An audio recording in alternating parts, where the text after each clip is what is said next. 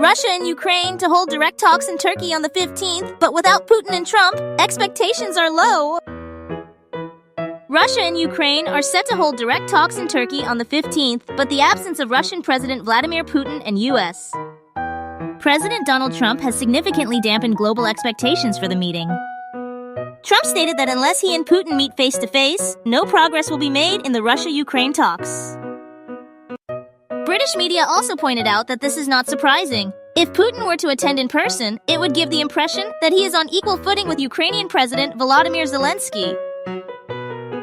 Moreover, considering how much the Trump administration has already conceded without Putin making any moves, there seems little reason to suddenly change tactics. Previously, Putin declined to agree to a 30-day ceasefire proposed by the US and European countries. Instead, he put forward the idea of direct talks with Ukraine on the 15th.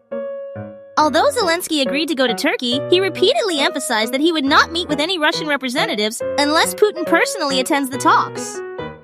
After keeping the world in suspense for several days, Putin finally announced the Russian delegation on the 14th.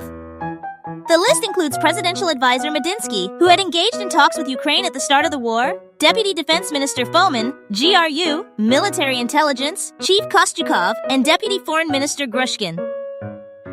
However, contrary to Zelensky's wishes, Putin himself will not attend the talks. Due to Putin's absence, Trump, who had previously expressed interest in going to Turkey, will also not attend the talks. When asked by the media whether he believed Putin was using him, Trump responded that Russia would find out in a few days. Meanwhile, U.S. Secretary of State Rubio arrived in Turkey on the 14th and is expected to meet with NATO foreign ministers on the 15th. He will then travel to Istanbul on the 16th to discuss the war with European counterparts. Ukrainian Foreign Minister Sybiha confirmed that he met with Rubio on the evening of the 14th. Regarding Putin's absence, the Daily Telegraph commented that it comes as no surprise. Putin believes that Russian forces have the upper hand on the battlefield, and even if he is willing to discuss Ukraine's surrender terms, he has no genuine intention of ending the war. Thus, even if his delegation's proposed surrender conditions are rejected in Turkey, it would not be a significant loss.